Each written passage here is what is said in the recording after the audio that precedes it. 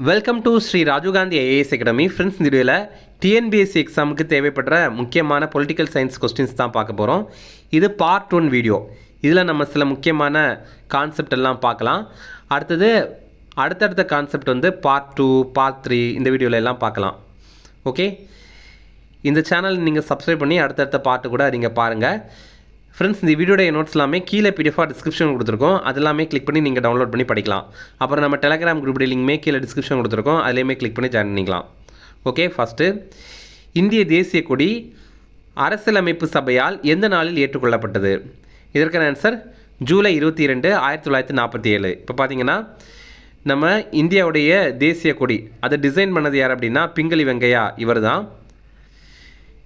இந்தியாவுடைய முதல் தேசிய கொடியை நெய்த கிராமம் எது அப்படின்னா வேலூரில் இருக்கிற குடியாத்தம். அதை தான் வந்து பிரதமர் நேரு டெல்லியில் செங்கோட்டையில் வந்து ஏற்றி வைத்திருப்பார் 1947 ஆகஸ்ட் 15.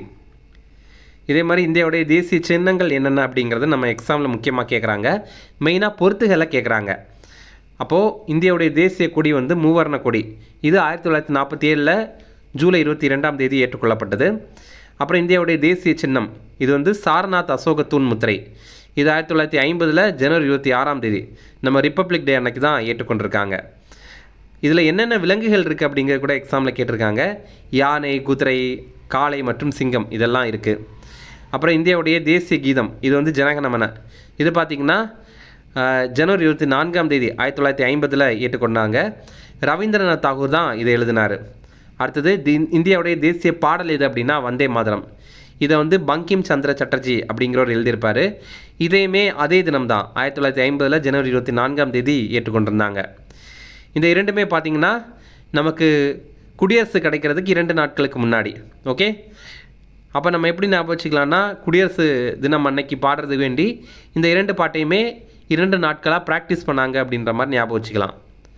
அடுத்தது இந்தியாவுடைய தேசிய நாள்காட்டி இது சாக்கா ஆண்டு முறை நாள்காட்டி 1957 மார்ச் 22 இதை வந்து ஏற்றுக்கொண்டிருந்தாங்க. அடுத்தது இந்தியாவுடைய தேசிய விலங்கு இது வந்து புலி. இது பார்த்திங்கன்னா அதற்கு முன்னாடி சிங்கம் தான் இருந்துச்சு. 1953 தான் நம்ம புலியை ஏற்றுக்கொண்டிருந்தோம். அதற்கு முன்னாடி சிங்கம் தான் இருந்துச்சு. இதையும் தெரிஞ்சுக்கணும்.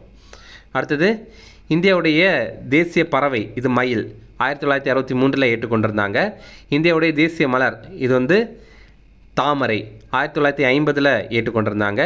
இந்தியாவுடைய தேசிய மரம் ஆலமரம். இது பார்த்திங்கன்னா 1950 ஏற்றுக்கொண்டிருந்தாங்க. இந்தியாவுடைய தேசிய பழம் இது மாம்பழம். இது 1950 ஏற்றுக்கொண்டிருந்தாங்க. ஓகேவா? இது பாருங்கள், இதுக்கு ஒரு ஷார்ட்கட் சொல்கிறேன். இப்போ ஒரு 50 பைசா இருக்குதுன்னு வச்சிங்களேன். அதில் நிறைய படங்கள் எல்லாம் இருக்கும். அந்த மாதிரி ஒரு 50 பைசா நோட்டில் பார்த்திங்கன்னா தாமரை இருக்குது.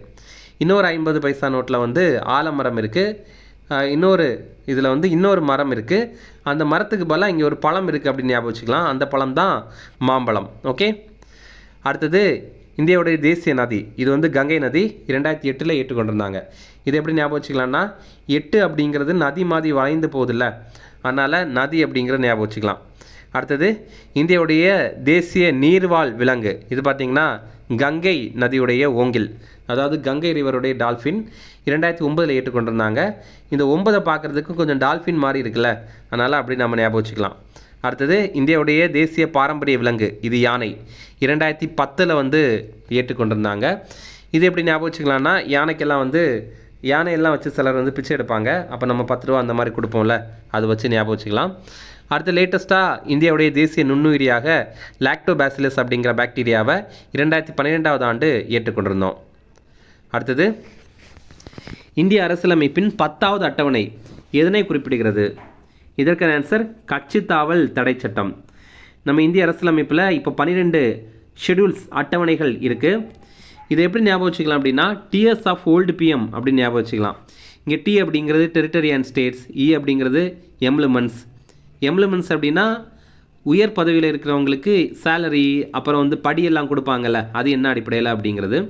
ஏ அப்படின்னா அஃபர்மேஷன்ஸ் அண்ட் ஓத் அப்படிங்கிறது, அதாவது பதவி பிரமாணம் பண்ணி வைக்கிறது, உறுதிமொழி எடுக்கிறது, இதெல்லாம் தான்.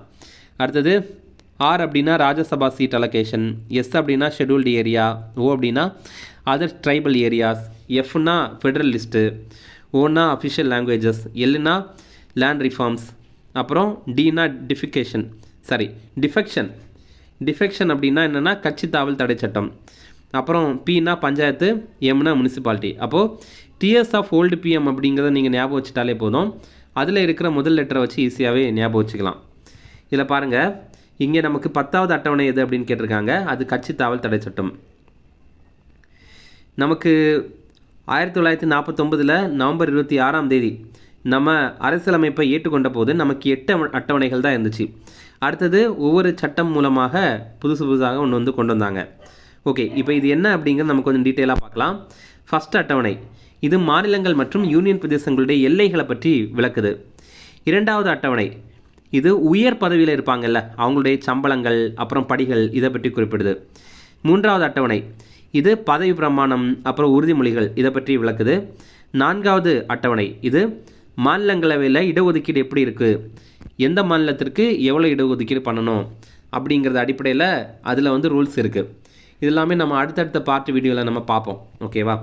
அடுத்தது 5வது அட்டவணை இது பழங்குடியின பகுதிகளுடைய நிர்வாகம் பற்றி பேசுது. 6வது அட்டவணை பார்த்திங்கன்னா அது பிற பழங்குடியின பகுதிகளை பற்றி பேசுது. இது நம்ம எப்படி புரிஞ்சுக்கலாம் அப்படின்னா, இப்போ 5வது அட்டவணையில் வந்து தமிழ்நாடு, கேரளா, கர்நாடகா, அப்புறம் ஜார்க்கண்ட், ஒடிசா இந்த மாநிலங்களில் பழங்குடியின பகுதிகள் இருக்குல்ல அதை எப்படி நிர்வகிக்கணும் அப்படிங்கிறத பற்றி பேசுது. அதே நேரம் 6வது அட்டவணை இருக்குல்ல இது பார்த்திங்கன்னா அசாம், மேகாலயா, திரிபுரா, மிசோரம் இந்த பகுதியில் இருக்கிற பழங்குடியின பகுதிகளுடைய நிர்வாகம் பற்றி பேசுது. இந்த பகுதிகள் அப்படிங்கிறத நம்ம எப்படி ஞாபகம் வச்சுக்கலாம்னா ஏடிஎம் ஸ்கொயர் அப்படின்னு ஞாபகம் வச்சுக்கலாம். ஏனா அசாம், டீனா திரிபுரா, எம்னா வந்து மேகாலயா, இன்னொரு எம்னா மிசோரம். அப்போ இங்கே நமக்கு ஒரு சந்தேகம் வரும், என்னென்னா மணிப்பூர் வராதா அப்படின்னா மணிப்பூர் கிடையாது. இது நம்ம எப்படி ஞாபகம் வச்சுக்கலாம்னா ஏடிஎம் ஸ்கொயர் தான், ஆனால் ஏடிஎம்மில் மணி இல்லை அப்படின்னு ஞாபகம் வச்சுக்கலாம். மணினா மணிப்பூர், இப்போ மணிப்பூர் இல்லை அப்படின்னு ஞாபகம் வச்சுக்கலாம். அதே மாதிரி ஏக்கு வந்து நம்ம அஸ்ஸாம் தான் ஞாபகம் வச்சுக்கணும். அருணாச்சல் பிரதேசம் ஏல இருக்குது, ஆனால் ஏ ஃபார் அஸ்ஸாம் அப்படின்ற மாதிரி நம்ம ஞாபகம் வச்சுக்கலாம். ஓகே, அடுத்தது 7வது அட்டவணை இது பார்த்திங்கன்னா அதிகார பகிர்வு பற்றி பேசுது. அதாவது மத்திய பட்டியலில் சில பொருட்கள் இருக்கும், மாநில பட்டியலில் சில பொருட்கள் இருக்கும், பொது பட்டியலில் சில பொருட்கள்லாம் வைத்திருப்பாங்க. அதை பற்றி இது பேசுது. 8வது அட்டவணை பார்த்திங்கன்னா அங்கீகரிக்கப்பட்ட 22 மொழிகளை பற்றி பேசுது. 9வது அட்டவணை இது வந்து நில சீர்திருத்தம் மற்றும் நீதிமன்ற ஆய்வுக்கு அப்பாற்பட்ட சட்டங்கள் பற்றி பேசுது. நம்ம தமிழ்நாட்டுடைய ரிசர்வேஷனையே இந்த 9வது அட்டவணையில் தான் வச்சுருக்காங்க. ஏன்னா இந்த 9வது அட்டவணையில் ஏதாவது ஒரு பொருளை வச்சுட்டாங்க அப்படின்னா நீதிமன்றம் அதில் ஆய்வு பண்ணக்கூடாது அப்படின்ற மாதிரி இருக்குது. அடுத்தது 10வது அட்டவணை இது பார்த்திங்கன்னா கட்சி தாவல் தடை சட்டம் பற்றி பேசுது. அதான் டிஃபெக்ஷன். இது என்னென்னா ஒரு கட்சியில் 30 பேர் இருக்காங்கன்னு வச்சிங்களா, அதில் 10 பேர் வந்து வேற ஒரு கட்சியில் போய் ஜாயின் பண்ணுறாங்க அப்படின்னா அவங்களுடைய 10 பேர், அதாவது 10 எம்எல்ஏ இருக்காங்க அல்லது 10 எம்பி இருக்காங்க அப்படின்னா மட்டும்தான் இது பொருந்தும். 10 எம்எல்ஏ இருக்காங்க, அவங்க வேற ஒரு கட்சியில் போய் சேர்றாங்க அப்படின்னா அவங்களுடைய பதவி வந்து செல்லாததாக அறிவிக்கப்படும். அதே நேரம் அந்த கட்சியில் 30 பேர் இருக்காங்க, ஆனால் 3ல் 2 பங்கு பேர், அதாவது 20 பேர் போய் அங்கே ஜாயின் பண்ணிட்டாங்க அப்படின்னா அவங்களுடைய எம்எல்ஏ பதவிகள் வந்து அப்படியே தான் இருக்கும்.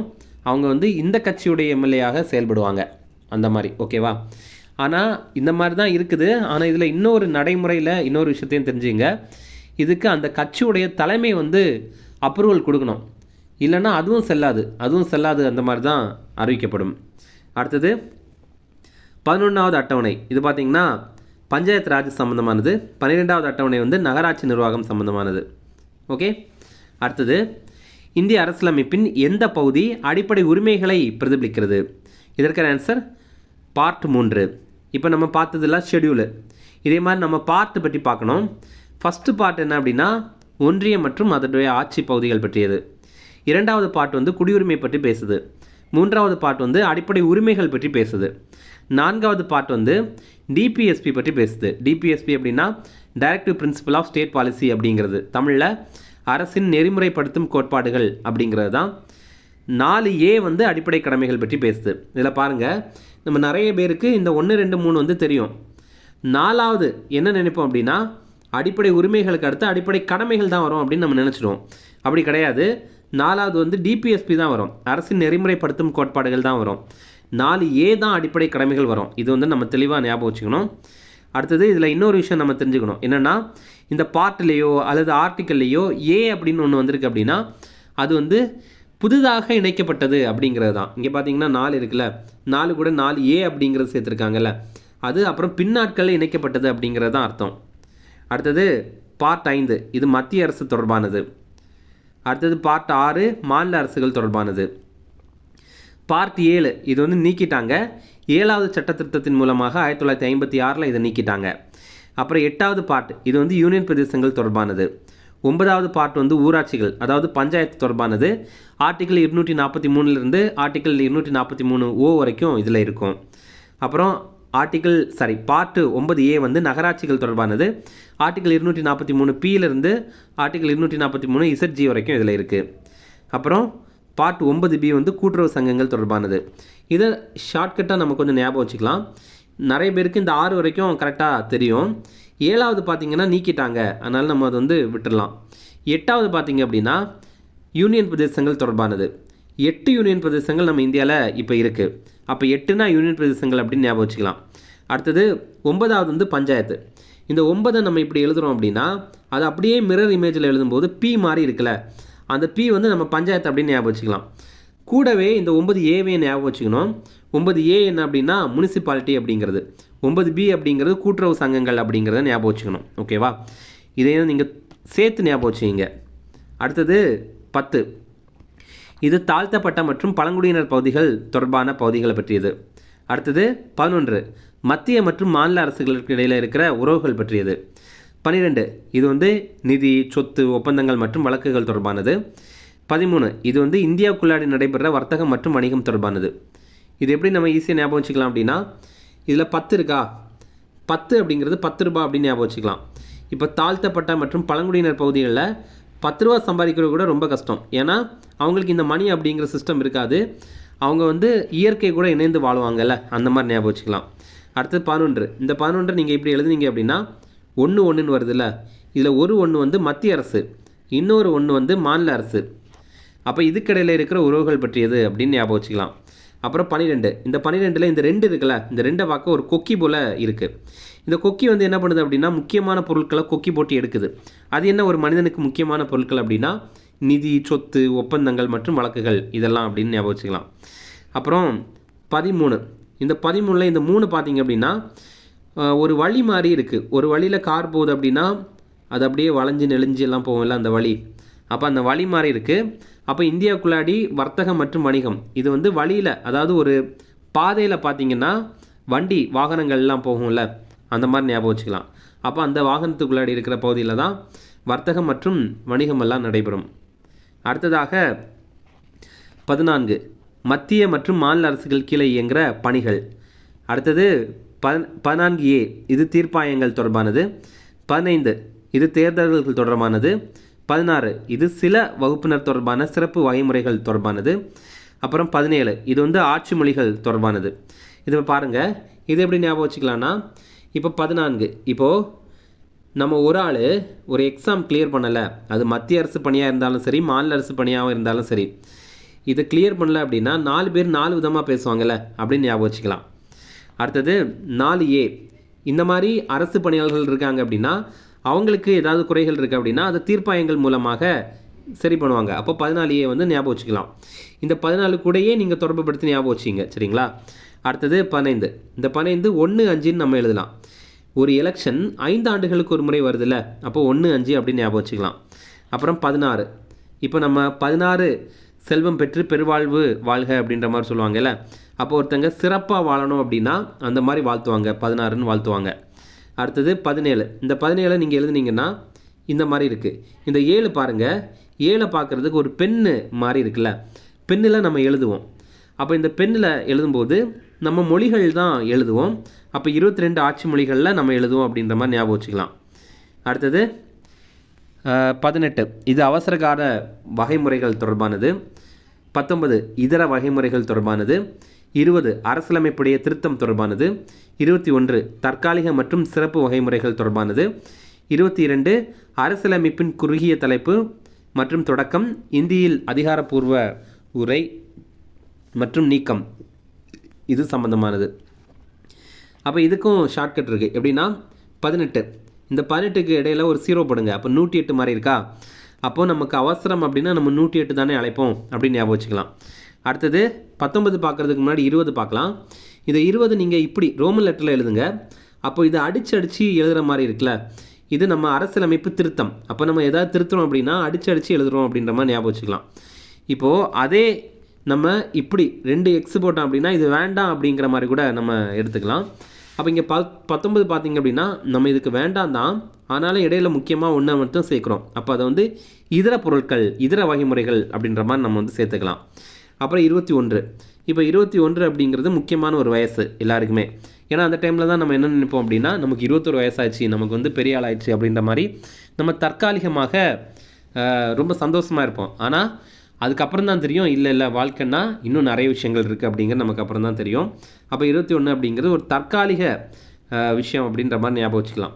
கடைசியாக 22, இதுதான் கடைசியானது அப்படிங்கிறனால இது கடைசி அப்படிங்கிறது மாதிரியே நமக்கு அது ஞாபகத்தில் தான் இருக்கும்.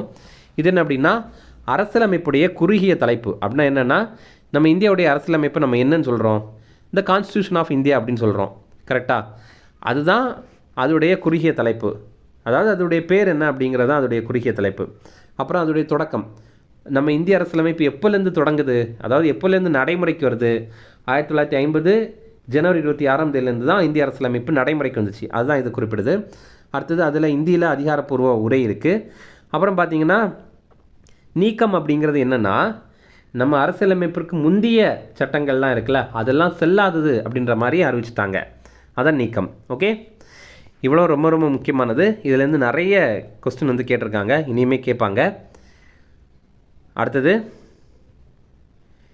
இந்திய அரசியலமைப்பின் விதி 1 இந்தியாவை எவ்வாறு வரையறுக்கிறது? இதற்கான ஆன்சர் மாநிலங்களின் ஒன்றியம். இதில் பாருங்கள், நம்ம இந்தியா இதை வந்து கொஞ்ச நாட்களுக்கு முன்னாடி இந்தியாவுக்கு பேர் வந்து நம்ம பாரத் அப்படின்னு அழைக்கலாம் அப்படின்ற மாதிரி கூட நியூஸில் ட்ரெண்ட் ஆகிட்டு இருந்தது. அப்போது நம்ம இந்திய அரசியலமைப்பில் முதல் ஆர்டிக்கிள் என்ன சொல்லுது அப்படின்னா இந்தியாவுடைய பேர் எந்த மாதிரியெல்லாம் இருக்கலாம் அப்படின்னா இந்தியான்னு இருக்கலாம், பாரத்ன்னு இருக்கலாம், அதே மாதிரி யூனியன் ஆஃப் ஸ்டேட்ஸ் அப்படின்னும் இருக்கலாம் அப்படின்னு சொல்லுது. ஓகே, இப்போ நம்ம வந்து பார்ட் 1 அது கீழே இருக்கிற ஆர்டிக்கிள் என்னென்ன அப்படின்னு பார்க்கலாம். ஃபஸ்ட்டு ஆர்டிக்கிள் 1 to 4 வந்து இருக்குது. ஆர்டிக்கிள் 1 ஒரு ஒன்றியத்துடைய பெயர் மற்றும் அதோடைய பகுதிகள் பற்றி பேசுது. நம்ம இப்போ பார்த்துருந்தோம்ல, ஒன்றியம்னா ஒன்றும் இல்லை, நம்ம இந்தியாவை தான் ஒன்றியம் அப்படின்னு சொல்கிறாங்க.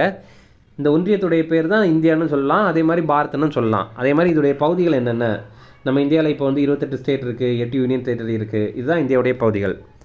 அப்புறம் 2வது இது பார்த்திங்கன்னா புதிய மாநிலங்களை சேர்க்கிறது அல்லது நிறுவுறது. இது என்னென்னா நம்ம இந்தியாவில் ஏற்கனவே ஒரு மாநிலம் கிடையாது, ஆனால் புதிதாக நம்ம அதை சேர்க்கிறோம் அப்படின்னா அதை நம்ம இந்த மாதிரி ஆர்டிக்கிள் 2 வச்சு தான் சேர்க்க முடியும். இப்போ எக்ஸாம்பிள் வந்து சிக்கிம் அந்த மாதிரி தான் சேர்த்துருந்தாங்க. அதே மாதிரி பாண்டிச்சேரி அதெல்லாம் ஃப்ரெஞ்சுக்கில் தான் இருந்துச்சுல்ல, அதுக்கப்புறம் தான் சேர்த்துருந்தாங்க. அடுத்து பார்த்திங்கன்னா கோவா அதை வந்து சேர்த்துருந்தாங்க. அந்த மாதிரி சேர்க்குறது தான் ஆர்டிக்கிள் 2 பற்றி ஆர்டிக்கிள் 2 வந்து சொல்லுது. ஆர்டிக்கிள் 3 என்ன சொல்லுது அப்படின்னா ஏற்கனவே இருக்கிற மாநிலங்களை பிரித்து வந்து புதிய ஒரு மாநிலத்தை உருவாக்குறோம், அல்லது ஏற்கனவே இருக்கிற 2 மாநிலத்தை சேர்த்து புதிதாக ஒரு மாநிலத்தை உருவாக்குறோம், அல்லது இதோடைய எல்லையை மாற்றுறோம், அல்லது இந்த மாநிலத்துடைய பேரை மாற்றுறோம் அப்படின்னா இதெல்லாமே ஆர்டிக்கிள் 3 கீழே தான் வரும். அப்புறம் ஆர்டிக்கிள் 4 என்ன சொல்லுது அப்படின்னா நம்ம இப்போது ஆர்டிக்கிள் 2 மற்றும் 3 இது தொடர்பான சட்டங்களை ஏதாவது நம்ம ஏற்றணும்னு வச்சிங்களேன், அதை வந்து சாதாரண பெரும்பான்மையுடையே நிறைவேற்றலாம். நம்ம பார்லிமெண்ட்டில் போய் சிம்பிள் மெஜாரிட்டி இருந்தாலே போதும், நம்ம நிறைவேற்றம் பண்ணிடலாம். இதுக்கு போய் நமக்கு வந்து ஆர்டிக்கிள் 368 வந்து தேவையில்லை அப்படிங்கிறத குறிப்பிடுறாங்க. ஓகே, அடுத்தது இந்திய அரசியலமைப்பின் எந்த பிரிவுகள் இந்திய குடியுரிமை பற்றி விளக்குகின்றன? இதற்கான ஆன்சர் விதி 5 முதல் 11. இப்போ 2வது பார்ட் நம்ம பார்க்க வந்துட்டோம். இதுதான் குடியுரிமை, சிட்டிசன்ஷிப் சம்மந்தமானது. இதில் வந்து ஆர்டிக்கிள் 5லேருந்து 11 வரைக்கும் இருக்குது. இது என்னன்னு பார்க்கலாம். ஃபஸ்ட்டு ஆர்டிக்கிள் 5 இது என்னென்னா நமக்கு அரசியலமைப்பு நடைமுறைக்கு வந்துச்சுல அந்த டைமில் யாருக்கெல்லாம் குடியுரிமை இந்தியாவுடைய குடியுரிமை இருந்துச்சோ அவங்களுக்கு ஆட்டோமேட்டிக்காகவே இந்தியாவுடைய குடியுரிமை கிடச்சிரும். 2வதாக ஆர்டிக்கிள் 6 இப்போது நமக்கு இந்தியாவையும் பாகிஸ்தானையும் பிரிக்கிறாங்க. அப்போது பாகிஸ்தான் பகுதியில் இருந்திருப்பாங்கல்ல அவங்களுக்கெல்லாம் இந்தியாவுக்கு தான் நான் போகணும் அப்படின்ற மாதிரி அவங்களுக்கு ஆசை இருக்கும். அந்த மாதிரி அவங்க இந்தியாவுக்கு வந்திருப்பாங்கல்ல, அதை பற்றி பேசுகிறது தான் ஆர்டிக்கிள் 6. அவங்களுக்கு என்ன மாதிரி குடியுரிமை கொடுக்கணும் அப்படிங்கிறத பற்றி பேசியிருக்கிறது. அடுத்த ஆர்டிக்கிள் 7 இது என்ன அப்படின்னா இந்தியாவுக்கும் பாகிஸ்தானுக்கும் அந்த பிரிவினை வரும்போது இந்தியாவில் இருந்தவங்க நாங்கள் பாகிஸ்தானுக்கு போகிறோம் அப்படின்ற மாதிரி பாகிஸ்தானுக்கு போயிருப்பாங்க. அடுத்தது திருப்பி பாகிஸ்தான்லேருந்து இல்லை நாங்கள் இந்தியாவுக்கே போகிறோம் அப்படின்ற மாதிரி மீண்டும் இந்தியாவுக்கு வந்திருப்பாங்க. அப்போ அவங்களுடைய குடியுரிமை பற்றி பேசுகிறது தான் ஆர்டிக்கிள் 7. அடுத்தது ஆர்டிக்கிள் 8. இப்போ கூட பார்த்தீங்கன்னா இந்தியாவிற்கு வெளியே இந்திய வம்சாவளியை சேர்ந்த நபர்கள் வந்து இருக்கிறாங்க. அப்போது அவங்களுக்கான சிறப்பு குடியுரிமை உரிமைகளை பற்றி பேசுகிறது தான் இந்த ஆர்டிக்கிள் 8. ஓகே. அடுத்ததாக ஆர்டிக்கிள் 9. இப்போ ஒருத்தர் வேற ஒரு நாட்டுடைய குடியுரிமையை விருப்பப்பட்டு வாங்குறாருன்னு வச்சுக்கிங்களேன், அப்போ ஆட்டோமேட்டிக்காகவே அவருக்கு இந்தியாவுடைய குடியுரிமை போயிடும். அதுதான் ஆர்டிக்கிள் 9 சொல்லுது. ஆர்டிக்கிள் 10 என்ன சொல்லுது அப்படின்னா, நம்ம இருக்கோம்ல, நம்ம என்னென்ன பண்ணோம் அப்படின்னா நம்மளுடைய குடியுரிமையை ரத்து பண்ணிடுவாங்க, நம்ம என்னென்ன பண்ணோம் அப்படின்னா நம்மளுடைய குடியுரிமையை அப்படியே பாதுகாக்க முடியும் அப்படிங்கிறத பற்றி சொல்கிறது தான் ஆர்டிக்கிள் 10. அடுத்தது ஆர்டிக்கிள் 11. இது பார்த்திங்கன்னா, இப்போது குடியுரிமையுடைய உரிமையை ஏதாவது முறைப்படுத்தணும் அப்படின்னா நாடாளுமன்றத்துடைய சட்டத்தின் மூலமாக அதை நம்ம முறைப்படுத்தலாம் அப்படிங்கிறத சொல்கிறாங்க. அப்போ யாருடைய இது வந்து ஏற்கனவே எக்ஸாம்பிள் கேட்டிருக்காங்க. என்னென்னா, இப்போ நமக்கு சிட்டிசன்ஷிப், அதாவது குடியுரிமையில் ஏதாவது திருத்தங்கள் பண்ணணும், அதாவது இல்லை ஏதாவது வந்து முறைப்படுத்தணும் அப்படின்னா அதற்கு யாருக்கு அதிகாரம் இருக்குது? சுப்ரீம் கோர்ட்டுக்கா, பிரசிடெண்ட்டுக்கா, ஹோம் மினிஸ்டருக்கா, இல்லை பார்லிமெண்ட்டுக்கா அப்படின்னு கேட்டிருக்காங்க. ஆன்சர் வந்து பார்லிமெண்ட், நாடாளுமன்றம் தான். அதான் ஆர்டிக்கிள் 11 சொல்லுது. அடுத்தது, இந்திய அரசியலமைப்பின் எந்த பிரிவுகள் சமத்துவ உரிமை பற்றி விளக்குகின்றன?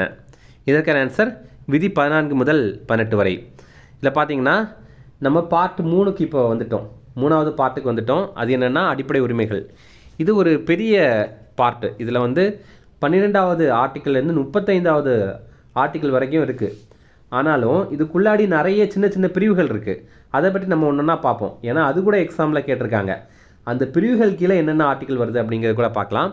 ஃபஸ்ட்டு அந்த பிரிவுகளுக்குள்ளாடி போகிறதுக்கு முன்னாடி 2 ஆர்டிக்கிளை பற்றி பார்க்கலாம். ஒன்று வந்து ஆர்டிக்கிள் 12.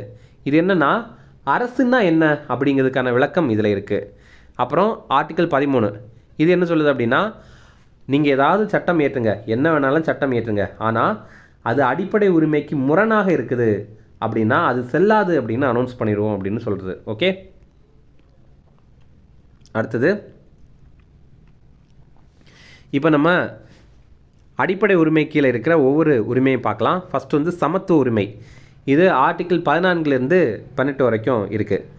இது என்ன அப்படின்னா, ஆர்டிக்கிள் 14 சட்டத்தின் முன் அனைவரும் சமம் அப்படின்னு குறிப்பிடுது. ஆர்டிக்கிள் 15 மதம், இனம், ஜாதி, பாலினம் அல்லது பிறப்பிடத்தின் அடிப்படையில் பாகுபாடு காட்டக்கூடாது அப்படின்னு சொல்கிறாங்க. ஆர்டிக்கிள் 16 அடிப்படையில் பொது வேலைவாய்ப்பில் சம வாய்ப்பு வந்து வழங்கணும் அப்படிங்கிறத குறிப்பிட்றாங்க. இங்கே பொது வேலைவாய்ப்பு அப்படிங்கிறது கவர்மெண்ட்டுடைய வேலைவாய்ப்பு, அதில் அனைவருக்குமே சம வாய்ப்பு கொடுக்கணும் அப்படிங்கிறத குறிப்பிட்றாங்க. அப்புறம் ஆர்டிக்கிள் 17 இது வந்து தீண்டாமை ஒழிக்கணும் அப்படின்னு குறிப்பிட்றாங்க. ஆர்டிக்கிள் 18 இது வந்து பட்டங்களை ஒழிக்கணும் அப்படின்னு குறிப்பிட்றாங்க. இதில் பாருங்கள், இதெல்லாமே நம்ம எக்ஸாமில் அடிக்கடி கேட்குறாங்க. எப்படின்னா, ஈக்குவாலிட்டி வந்து எதில் வருது, டிஸ்கிரிமினேஷன் வந்து எந்த ஆர்டிக்கிள், ஆப்பர்ச்சுனிட்டி தொடர்பான ஆர்டிக்கிள் எது, அன்டச்சபிலிட்டி தொடர்பான ஆர்டிக்கிள் எது, அப்புறம் பட்டங்களை ஒழிக்கிறதுங்கிறது எது அப்படிங்கிறத கேட்குறாங்க. இப்போ இதில் பட்டங்களை ஒழிக்கிறது அப்படின்னா என்னென்னா, ஒருத்தங்களுக்கு கல்வி பட்டமோ அல்லது இராணுவ பட்டமும் தவிர வேறு என்ன பட்டமோ அவங்களுக்கு கொடுக்கக்கூடாது. அப்படி ஒரு பட்டம் கொடுத்துட்டாங்க அப்படின்னா அதை வந்து ஒழிச்சிடணும் அப்படிங்கிறது தான் சொல்லுது. அப்போது இது நம்ம எப்படி ஞாபகம் வச்சுக்கலாம்னா, டவுட் அப்படின்னு ஞாபகம் வச்சுக்கலாம். ஈனா ஈக்குவாலிட்டி, டீனா டிஸ்கிரிமினேஷன், ஓனா ஆப்பர்ச்சுனிட்டி, யூனா அன்டச்சபிலிட்டி, டீனா டைட்டில்ஸ். அப்போ 14லேருந்து 18 வரைக்கும் வரிசையாக நீங்கள் இந்த மாதிரி லேட் பண்ணி ஞாபகம் வச்சுட்டிங்கன்னா இதில் எது கேட்டாலும் உங்களுக்கு ஈஸியாக குழம்பாமல் எழுதலாம். அடுத்தது, இந்திய அரசியலமைப்பின் விதி 19 இந்திய குடிமக்களுக்கு எத்தனை வகையான அடிப்படை சுதந்திரங்களை வழங்குகிறது? இதற்கான ஆன்சர் 6. இப்போ பார்த்தீங்கன்னா நம்ம அடிப்படை உரிமை கீழேயே சுதந்திர உரிமை அப்படிங்கிற இன்னொரு உரிமையை பற்றி பேச போகிறோம். இது பார்த்திங்கன்னா 19வது ஆர்டிக்கிள்லேருந்து 22வது ஆர்டிக்கிள் வரைக்கும் இதில் இருக்குது. இதில் 19வது ஆர்டிக்கிள் என்ன சொல்லுது அப்படின்னா, இந்தியாவில் இருக்கிற எல்லாருக்குமே பேச்சு சுதந்திரம் உள்பட சில உரிமைகள் இருக்குது அப்படிங்கிறத சொல்லுது. அது என்னென்ன அப்படின்னு பார்க்கலாம். 19ல் 1 என்னென்னா, பேச்சு மற்றும் கருத்து சுதந்திரம் நம்ம இந்தியாவில் எல்லாருக்குமே இருக்குது அப்படின்னு சொல்கிறாங்க. 19ல் 1 இது அமைதியாக கூட்டம் கூடுற சுதந்திரம் நமக்கு இருக்குது. 1 சங்கங்கள் அல்லது அமைப்புகளை அமைக்கிற சுதந்திரம் நமக்கு இருக்குது. 1 இது வந்து நம்ம இந்தியாவுக்குள்ளாடி நடமாடுற சுதந்திரம் நமக்கு இருக்குது. இப்போ நம்ம இந்தியாவில் இருக்கோம், நம்ம இந்தியாவில் எங்கே வேணாலும் நம்ம போகலாம், அதுக்கான சுதந்திரம் நமக்கு இருக்குது. அடுத்த இ, இது என்னென்னா வசிக்கிற சுதந்திரம். நம்ம இந்தியாவில் எங்கே வேணாலும் வசிக்கலாம், அந்த உரிமை நமக்கு இருக்குது. அப்புறம் எஃப் வந்து நீக்கிட்டாங்க, அதுக்கு அடுத்து எஃப் தானே வரணும், ஆனால் இங்கே ஜி வருது பாருங்களேன். எஃப் நீக்கிட்டாங்க, ஏன்னா சொத்துரிமையே இதில் வச்சுருந்தாங்க, அதுக்கப்புறம் அதை தூக்கிட்டாங்க. அதனால் இப்போ எஃப் நீக்கிட்டாங்க, அதுக்கு அடுத்து ஜி இருக்குது. இது என்ன அப்படின்னா தொழில் செய்ய சுதந்திரம். இது நம்ம இந்தியாவில் எங்கே வேணாலும் போய் நம்ம தொழில் செய்யலாம். இப்போ பார்த்திங்கன்னா நம்ம நிறைய பேருக்கு ஒரு கோவம் இருக்கும், என்னென்னா நார்த் இந்தியன்ஸ் வந்து நம்ம தமிழ்நாட்டில் வந்து தொழில் செய்கிறாங்களே, இங்கே வந்து வேலை பார்க்குறாங்களே, இந்த மாதிரி நமக்கு கோவம் இருக்கும். ஆனால் நமக்கு ஆர்டிகிள் 19(1) ஜிஏ என்ன சொல்லுது அப்படின்னா நமக்கு அந்த உரிமை அவங்களுக்கு இருக்குது அப்படிங்கிறது தான் சொல்லுது.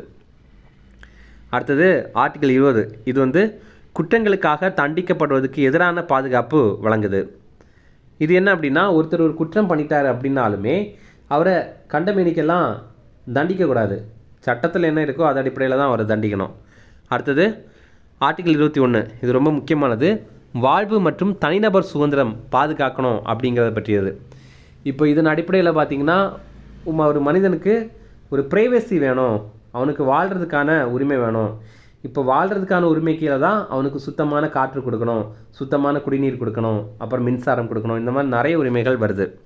அடுத்தது ஆர்டிகிள் 21A, நம்ம ஏற்கனவே சொன்ன மாதிரி ஏ அப்படின்னு ஒரு இருக்குது அப்படின்னா அது ஏதாவது ஒரு சட்ட திருத்தம் அல்லது ஒரு சட்டம் இயற்றி கொண்டு வரப்பட்டது அப்படிங்கிறது. இங்கே 21A அப்படிங்கிறது கல்வி உரிமை. 86வது சட்டத்திட்டத்தின் மூலமாக 2002ஆம் ஆண்டு இது கொண்டு வந்திருந்தாங்க. இது என்ன அப்படின்னா 6 வயதுலேருந்து 14 வயதில் இருக்கிற எல்லாருக்குமே இலவச மற்றும் கட்டாய கல்வி வந்து கொடுக்கணும் அப்படிங்கிறத குறிப்பிட்றாங்க. அடுத்தது ஆர்டிகிள் 22, இது சில வழக்குகளில் கைது மற்றும் காவலில் வைக்கிறதுக்கு எதிரான பாதுகாப்பு. ஓகே, இப்போ பார்த்திங்கன்னா ஒருத்தங்களை கைது பண்ணி காவலில் வைக்கிறாங்க, ஆனாலும் அது இவ்வளோ நேரம் தான் அவங்கள கைது பண்ணி காவலில் வைக்கணும் அப்படின்ற மாதிரி அவங்களுக்கு பாதுகாப்பு வந்து கொடுக்குறாங்க. அதுதான் இந்த ஆர்டிகிள் 22.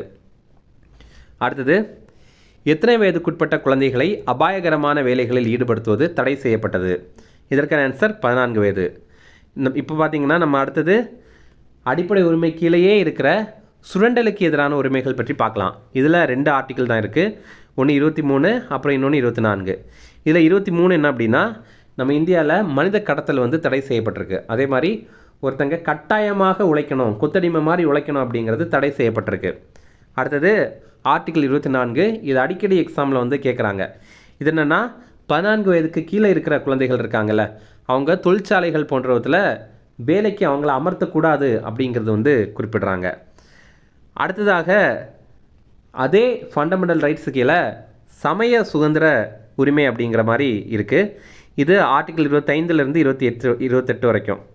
இதை பார்த்தீங்கன்னா ஆர்டிகிள் 25 என்ன சொல்லுது அப்படின்னா எந்த ஒரு மதத்தையும் பின்பற்றுறதுக்கு எல்லாருக்கும் உரிமை இருக்குது, அதே மாதிரி எந்த ஒரு மதத்தை பரப்பவும் உரிமை இருக்குது அப்படின்னு சொல்கிறாங்க. இப்போ சில நேரங்களில் நம்ம கூட கோவப்பட்டிருப்போம், என்னடா இவங்க போய் அவங்க மதத்தை போய் பரப்பிட்டு இருக்காங்க, இது எவ்வளோ பெரிய தப்பு இல்லை அப்படின்ற மாதிரி நினைப்பாங்க. அப்படி கிடையாது.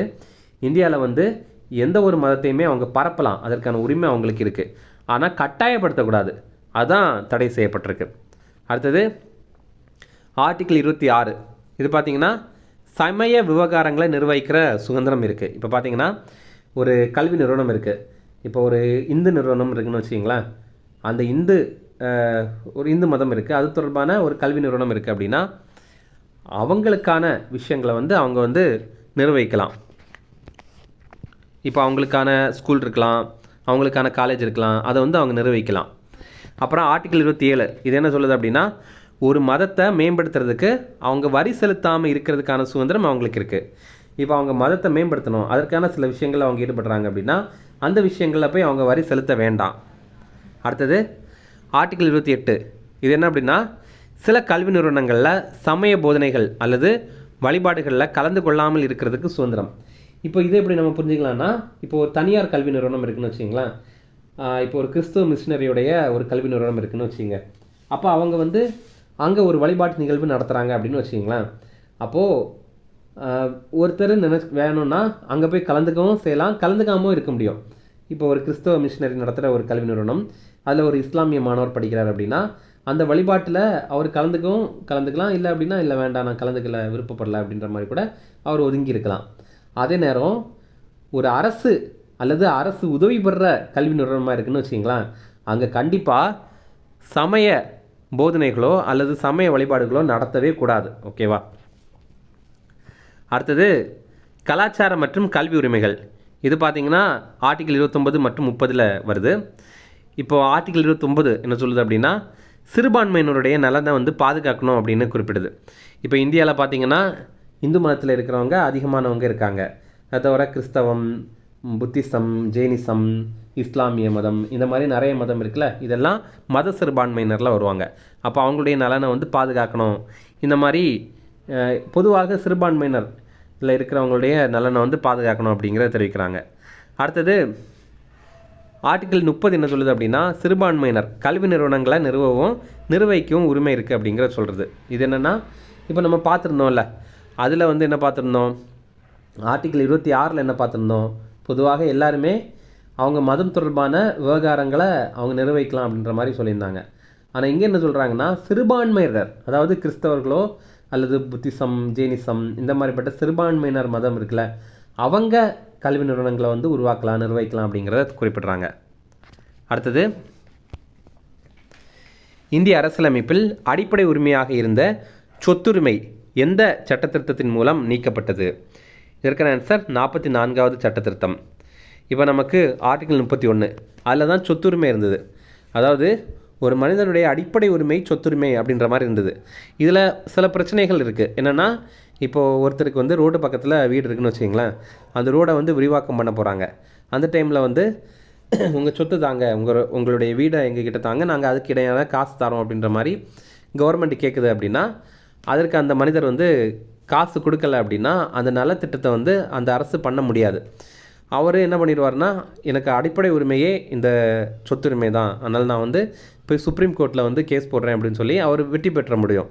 அதனால் என்ன பண்ணாங்க அப்படின்னா, அது வந்து சொத்துரிமை ஒருத்தருக்கு இருக்குது, ஆனால் அது ஒரு சட்டப்பூர்வ உரிமையாக தான் இருக்குது, அது அடிப்படை உரிமையில் வராது அப்படின்ற மாதிரி சொல்லிட்டாங்க. 44வது சட்டத்திட்டத்தின் மூலமாக 1978 தான் இதை நீக்கிட்டாங்க. இப்போ ஆர்டிகிள் 307 தான் சொத்துரிமை இருக்குது. அடுத்தது அரசியலமைப்பு தீர்வு காண உரிமை, இதை பற்றி பார்க்கலாம். இதுவுமே அடிப்படை உரிமை கீழே தான் வருது. விதிகள், அதாவது ஆர்டிகிள் 32லேருந்து 35 வரைக்கும் இதில் இருக்குது. இதில் ஆர்டிகிள் 32 என்ன சொல்லுது அப்படின்னா அடிப்படை உரிமைகளை செயல்படுத்துறதுக்கான தீர்வுகள் பற்றி பேசுது. அதாவது நம்ம வந்து 5 ரிட்ஸ் பற்றி பார்ப்போம். ஹேபஸ் கார்பஸ், மேண்டமஸ், செர்ச்சுரரி, இந்த மாதிரி 5 ரிட் பற்றி பார்ப்போம். நம்ம அடுத்த பார்ட்டில் பார்க்கலாம்.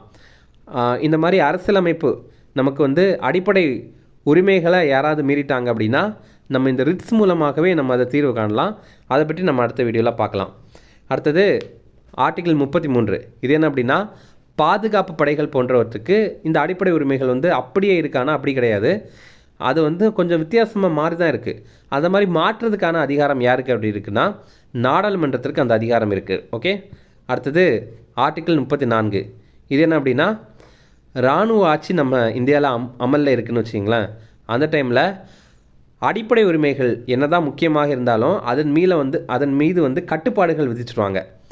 ஆனாலும் ஆர்டிக்கிள் 20, 21 வந்து தப்பிச்சிடும். அந்த 2 ஆர்டிக்கிளையும் எதுவுமே பண்ண முடியாது. ஆனால் மீதி இருக்கிற எல்லா அடிப்படை உரிமைகள் கீழே இருக்கிற எல்லா ஆர்டிக்கிளும் வந்து கட்டுப்பாட்டுக்குள்ளே வந்துடும். அடுத்தது ஆர்டிக்கிள் 35. இந்த பகுதி இருக்குல்ல, அதாவது இந்த அடிப்படை உரிமைகள் அப்படிங்கிற பகுதி இருக்குல்ல, இதில் இருக்கிற விதிகளை செயல்படுத்தணும் அப்படின்னா அதுக்கு ஏதாவது ஒரு சட்டம் பாராளுமன்றத்தில் ஏற்றுறாங்க அப்படின்னா அதற்கான சட்டம் வந்து ஏற்றிக்கலாம் அப்படிங்கிறது தான் சொல்கிறாங்க. இப்போ இதெல்லாமே ஆர்டிக்கிளாக இருக்குது. ஆனால் இதில் ஏதாவது ஒரு பர்டிகுலர் விஷயத்தை வந்து நம்ம இன்னும் சிறப்பாக செய்யணும் அப்படின்னா அதுக்கு சட்டம் இயற்றி ஆக வேண்டியது இருக்கும். அந்த சட்டம் இயற்றுறதுக்கு நமக்கு அனுமதி இருக்குது அப்படிங்கிறத பாராளுமன்றத்தில் சட்டம் இயற்றலாம் அப்படின்ற மாதிரி ஆர்டிகிள் 35 வந்து சொல்லுது. ஓகே. அடுத்தது கிராம பஞ்சாயத்துகளை அமைப்பது பற்றி கூறும் அரசியலமைப்பு விதி எது? இதற்கான ஆன்சர் விதி 40. இதில் பாருங்கள், இன்னும் நம்ம பார்ட் 4க்கு வந்துட்டோம். இது டிபிஎஸ்பின்னா directive principle of state policy அப்படிங்கிறது, அரசு நெறிமுறைப்படுத்தும் கோட்பாடுகள் அப்படிங்கிறது தான். இதில் நமக்கு ஆர்டிக்கிள் 36லேருந்து 51 வரைக்கும் இருக்குது. பொதுவாகவே எந்த ஒரு கவர்மெண்ட் எக்ஸாமுக்கும் ஆர்டிக்கிள் 1லேருந்து 51A வரைக்கும் ரொம்ப முக்கியமானது. அது வந்து அடிக்கடி எக்ஸாமில் கேட்பாங்க. இந்த ஆர்டிக்கிள் நீங்கள் படிச்சுட்டு தான் அதுக்கப்புறம் பாலிட்டிக்குள்ளாடி மற்ற ஆர்டிக்கிள் எல்லாம் கண்டிப்பாக படிக்கணும். ஆனால் இந்த ஆர்டிக்கிள் தான் எல்லாத்தோட ரொம்ப முக்கியம் அப்படிங்கிறது. ஃபஸ்ட்டு பார்த்திங்கன்னா ஆர்டிக்கிள் 36. இது வந்து விளக்கம் பற்றி குறிப்பிடுது. ஆர்டிக்கிள் 37. இது என்னென்னா இந்த டிபிஎஸ்பி பகுதி இருக்குல்ல, இதில் இருக்கிற தத்துவங்களை நடைமுறைப்படுத்துறதை பற்றி பேசுது. 38 இது மக்களுடைய நலனை மேம்படுத்துறதுக்கு ஒரு சமூக ஒழுங்கை அரசு உறுதி பண்ணணும் அப்படிங்கிறத பேசுது. இதில் இன்னொரு விஷயம் நம்ம தெரிஞ்சுக்கணும், என்னென்னா இந்தியாவில் நமக்கு அடிப்படை உரிமைகள் இருக்குல்ல, ஃபண்டமெண்டல் ரைட்ஸ், அது வந்து ரொம்ப ரொம்ப முக்கியமானது. அதை ஒருத்தங்க மீறிட்டாங்க அப்படின்னா சுப்ரீம் கோர்ட்லேயே போய் கேஸ் போட்டுடலாம். ஆனால் இந்த டிபிஎஸ்பி இருக்குல்ல, இது வந்து ஜஸ்ட் ஒரு அட்வைசரி விஷயம் மாதிரி தான் இருக்கும். இதை ஒருத்தங்க மீறிட்டாங்க அப்படின்னா போய் சுப்ரீம் கோர்ட்ல எல்லாம் கேஸ் போட முடியாது. இப்போ எக்ஸாம்பிள் பார்த்தீங்கன்னா பசு வதையை தடை பண்ணணும் அப்படின்னு ஆர்டிகிள் 48 இருக்குது. ஆனால் இன்றைக்கும் கூட பார்த்தீங்கன்னா பசுக்களை வந்து இறைச்சிக்காக கொண்டுட்டு தான் இருக்காங்க. அதற்காக போய் சுப்ரீம் கோர்ட்டில் கேஸ் போட முடியுமா அப்படின்னா முடியாதுல்ல. அந்த மாதிரி தான். அடுத்தது ஆர்டிகிள் 39 இதில் வந்து அரசு பின்பற்ற வேண்டிய சில கொள்கைகளை பற்றி எழுதியிருக்காங்க. ஆர்டிகிள் 39A இதில் வந்து எல்லாருக்கும் இலவச சட்ட உதவி கொடுக்கணும் அப்படின்னு குறிப்பிட்டிருக்காங்க. ஆனாலும் இது எல்லாருக்கும் கிடைக்குதானா அப்படிலாம் கிடையாது. யாராவது ஒரு சிலருக்கு மட்டும் கிடைக்குது. எல்லா கோர்ட்லேயும் பார்த்திங்கன்னா ஒரு பப்ளிக் ப்ராசிக்யூட்டர் அப்படின்னு ஒருத்தர் இருக்கார். அவர் வந்து இலவசமாகவே சட்ட உதவி வந்து வழங்குவார். ஆனாலும் அது எல்லாருக்கும் கொடுக்க முடியாதுல்ல, அதுதான். அடுத்தது ஆர்டிகிள் 40 இது வந்து கிராம ஊராட்சிகளாக அமைக்கிறது அப்படிங்கிறது. இதில் என்னென்னா இந்த டிபிஎஸ்பியை நம்ம வந்து 3ஆக பிரிக்கலாம். இது பொது உடைமை கோட்பாடுகள், காந்திய கோட்பாடுகள், தாராளவாத அறிவுசார் கோட்பாடுகள், அந்த மாதிரி 3ஆக பிரிக்கலாம். ஏன்னா பொது உடைமை கோட்பாடுகள் அப்படின்னா எல்லாருக்கும் எல்லாம் கிடைக்கணும் அப்படிங்கிறது தான் பொது உடைமை. அதன் அடிப்படையில் சில விதிகள் வந்து இதில் இருக்கும். அடுத்தது காந்திய கோட்பாடுகள். சில விஷயங்கள் காந்தி வந்து மறுபடி வலியுறுத்தியிருப்பார் அவர் இருந்த காலத்தில். அது அடிப்படையாக சில கோட்பாடுகள் உருவாக்கியிருப்பாங்க. இப்போ எக்ஸாம்பிள் பார்த்தீங்கன்னா கிராம ஊராட்சிகளாக அமைக்கணும் அப்படிங்கிறது காந்தியுடைய கனவு. அதை வலியுறுத்துறதுக்கு வேண்டி இங்கே ஆர்டிகிள் 40 அப்படிங்கிறத வச்சுருக்காங்கல்ல. அடுத்தது தாராளவாத அறிவுசார் கோட்பாடுகள் அப்படின்னு சிலது வச்சுருப்பாங்க. அதே நம்ம இதில் பார்க்கலாம். ஓகே. அப்புறம் ஆர்டிகிள் 41 இது என்ன அப்படின்னா வேலை, கல்வி மற்றும் சில சந்தர்ப்பங்களில் பொது உதவி பெற உரிமை பற்றி இதில் பேசுது. அடுத்தது 42 ஆர்டிகிள் இது வந்து நியாயமான மற்றும் மனிதாபிமான வேலை எல்லாருக்கும் கொடுக்கணும், அதே மாதிரி மகப்பேறு நேரத்தில் உதவி கொடுக்கணும் அப்படிங்கிறது சொல்கிறாங்க. இதன் அடிப்படையில் தான் பார்த்திங்கன்னா இப்போல்லாம் நம்ம தமிழ்நாடு கவர்மெண்ட் வந்து ப்ரெக்னென்சி லீவ் வந்து மெட்டர்னிட்டி லீவ் வந்து 1 வருஷம் கொடுக்குறாங்க. சென்ட்ரல் கவர்மெண்ட் எம்ப்ளாயீஸ்க்கு வந்து 6 மாதம் கொடுக்குறாங்க. அதுக்கப்புறம் பார்த்திங்கன்னா சென்ட்ரல் கவர்மெண்ட் எம்ப்ளாயீஸில் ஒரு குழந்தை பிறந்துச்சு அப்படின்னா தந்தை அவங்களுக்கு வந்து 15 நாள் லீவு கொடுக்குறாங்க. இதெல்லாமே அதன் அடிப்படையில் தான். அடுத்தது ஆர்டிகிள் 43 இது தொழிலாளர்களுக்கு வாழ்வாதார ஊதியம் கொடுக்கணும் அப்படிங்கிறத பற்றி பேசுது. ஆர்டிகிள் 43A இது என்ன சொல்லுதுன்னா நிர்வாகத்திலையும் தொழிலாளர்களுடைய பங்களிப்பு இருக்கணும் அப்படிங்கிறத சொல்லுது. இது கூட நம்ம எப்படி புரிஞ்சுக்கலாம்னா, இப்போ ஒரு கம்பெனி இருக்குது, அதோடைய நிர்வாகத்தில் மேனேஜர்ஸ் தான் முடிவு பண்ணுவாங்க. அப்போ போய் தொழிலாளர்கிட்ட போய் கருத்து கேட்க மாட்டாங்க. ஆனால் அப்படி கேட்கணும் அப்படின்னு சொல்கிறாங்க. ஒருவேளை அந்த கம்பெனி கேட்கல அப்படின்னாலும் அதற்கு போய் சுப்ரீம் கோர்ட்டில் இவங்க போய் கேஸ் போட முடியாதுல்ல, அதுதான்.